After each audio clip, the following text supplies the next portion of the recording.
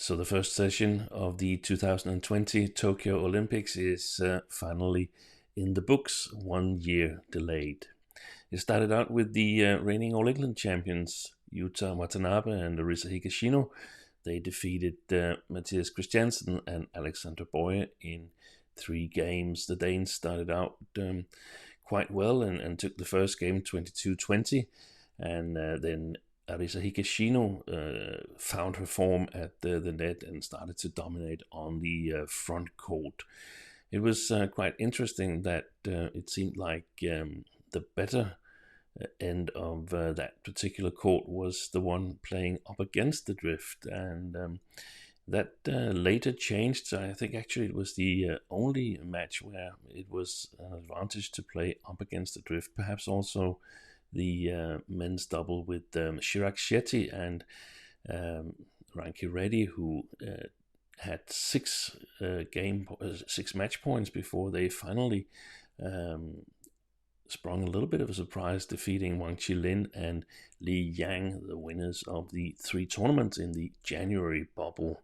That was a match that went all the way, finished 27-25 in the decider, so it could have gone all the way, but now Wang Qilin and Li Yang, they're in a tough spot now. They have to defeat Ben Lane and Sean Wendy, or Gideon and Sukamuljo, who on their terms got the tournament started by defeating exactly Ben Lane and Sean Wendy in straight games.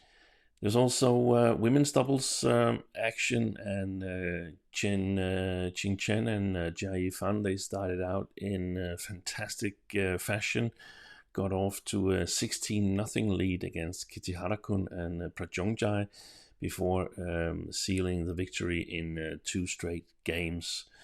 In that group were also Kim So-young and Kong Hee-young from Korea. They had a tough battle against the Bulgarian sisters Stephanie and Gabriela Stoeva.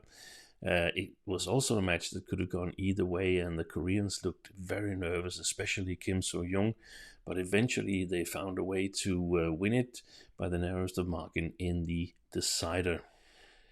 There was surprise in men's singles, where Cyprianith could not do anything against Misha Silberman from Israel. That was perhaps not that surprising that the surprise was in Cyprianith's group, but I tipped Mark Kaldjau to be the one who probably would pip the Indian player from one of the seeded positions. It turned out that the light-footed Israeli, he played really well and won that match in straight games. So a win over Mark Kaldjau, and that would see Misha Silberman into the knockout stage in the men's single.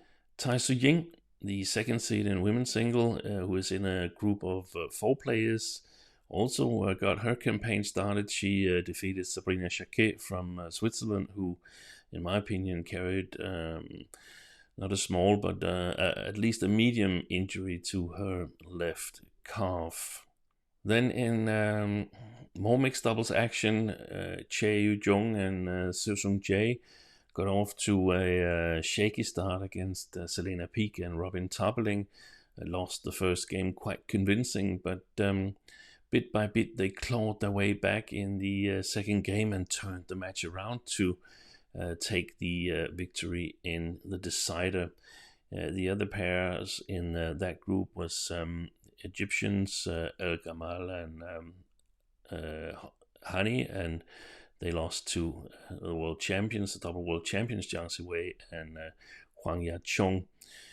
We saw in a lot of matches that indeed the playing conditions in the Musashino Forest Sports Plaza is rather slow, even though the first mixed double with Yuta Watanabe, Arisa Higashino and the 2 Danes suggested that it could be the other way around. I think the playing conditions looked rather slow throughout the first session.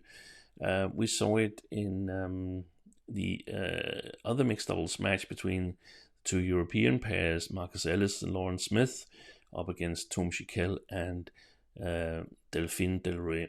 The English rushed off to a quick start before the French really found their composure.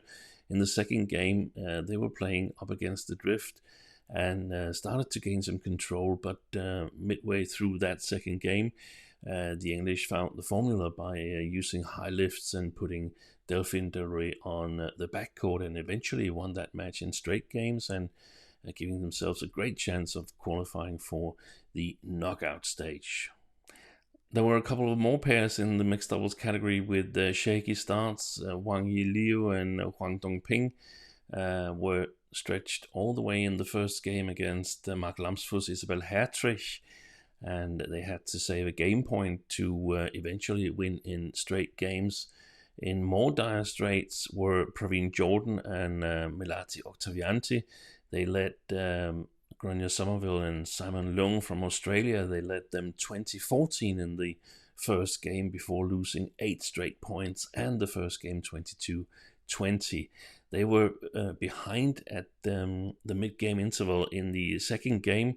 They were down 10-5, but eventually managed to claw back and turn the match around. But it was all but convincing for the Indonesians, and the Australians were considered to be the easiest pair to play in the group. So there's some exciting matches waiting for the Indonesian pair against the Danes. That would be probably a decider as for who to progress to the quarterfinal stage.